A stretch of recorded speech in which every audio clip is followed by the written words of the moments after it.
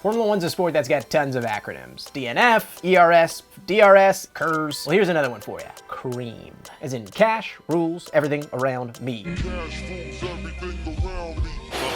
Except in this case, let's make the M, motorsports. Like literally almost every other sport, the world of F1 is dominated by the almighty dollar. The more money a team has, the more resources they have, the better their car performs, the more podiums they get. There's a benefit to being a human billboard, and that's getting the chance to be a human trophy stand. So if cash rules everything around motorsports, how does it affect who's on the racing grid? For this, we're gonna have to call our racing expert. Tim!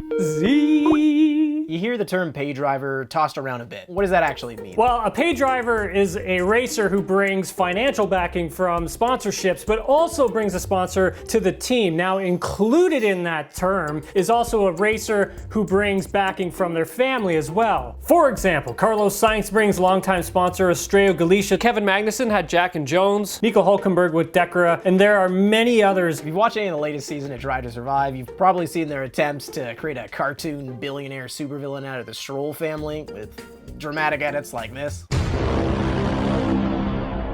Well, let's base this in reality. What form of investments has Lance's father made in the teams that Lance's race for? Well, quite a few of them actually, in particular Formula 4, Formula 3, as well as Williams too, but Lawrence has a passion for motorsports, particularly Formula 1. When Racing Point went into administration, he saw a great business opportunity to snap up the team. He didn't buy a team for Lance, he bought it because he had a vision. This is what Lawrence does. He buys companies and he turns them into giants. And not only is this part of Lawrence's life work, this is also a massive part of Lance's life work as well. Up to this point, he's dedicated his life to racing and being the best, and that's a 24/7 job. For Lawrence, though, he was able to marry his two passions. Okay, so you don't get to race a Formula One car unless you're one of two things. A Top Gear host. No, I don't want this. Or a skilled driver. What were some of Lance's accomplishments as a driver before he entered F1? Well, before F1, he was one of the top prospects in Canadian karting, but in 2010, he had an opportunity to join the Ferrari Driver Academy. Then in 2014, joined F4, won the Italian F4 Championship. 2015, won the Toyota Racing Series in New Zealand Championship. 2016, he was the F3 champion. And FIA Euro F3 back in 2016, I think was one of the toughest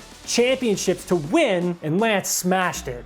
At that point, I was like, yeah, this guy's gonna be an F1. With all that talent, how could he not be? And the one thing remains constant. Money can't buy you wins. You're either talented and you can close out a championship and wins, or you can't. As almost every Formula One fan knows at this point, the kid's got talent. But how has he developed so far as a driver since being in F1? It's been good, but not unbelievable. His 2017 season was really impressive. His first 6 races of the season were a bit of a disaster, but racing at his home race in the Canadian Grand Prix, he really was able to figure it out. Started 17th, finished 9th, capturing his first ever F1 points. Then, very next race in Azerbaijan, he scored his first ever F1 podium, becoming the second youngest driver to ever finish on a Formula One podium. 2020 was his best season by far. Podiumed a few times, captured his first career pole in some very tough conditions. Yes, boys! Those successes in 2020 really made him feel like he actually belonged in Formula One. So as we've discussed, sponsorship money in Formula One is huge, as it can really help you secure a seat. We've seen plenty of cases where it works. How about some cases where it hasn't worked out so well? There are so many factors that go into this. There's some Formula One drivers who get to F1 without any money at all. No sponsorships, nothing. But there are others who do have that opportunity and make it as well. In F1, there can be a team that may struggle financially and really needs a driver that brings a lot of money. Haas is a team that needed money to compete, and their current driver, Nikita Mazepin, brings a lot of money with him. So for Haas to survive, they had to make that deal happen. Mazepin finished 5th in the F2 Championship last season, scored 2 wins, and his current F1 campaign has gotten off to a pretty shaky start,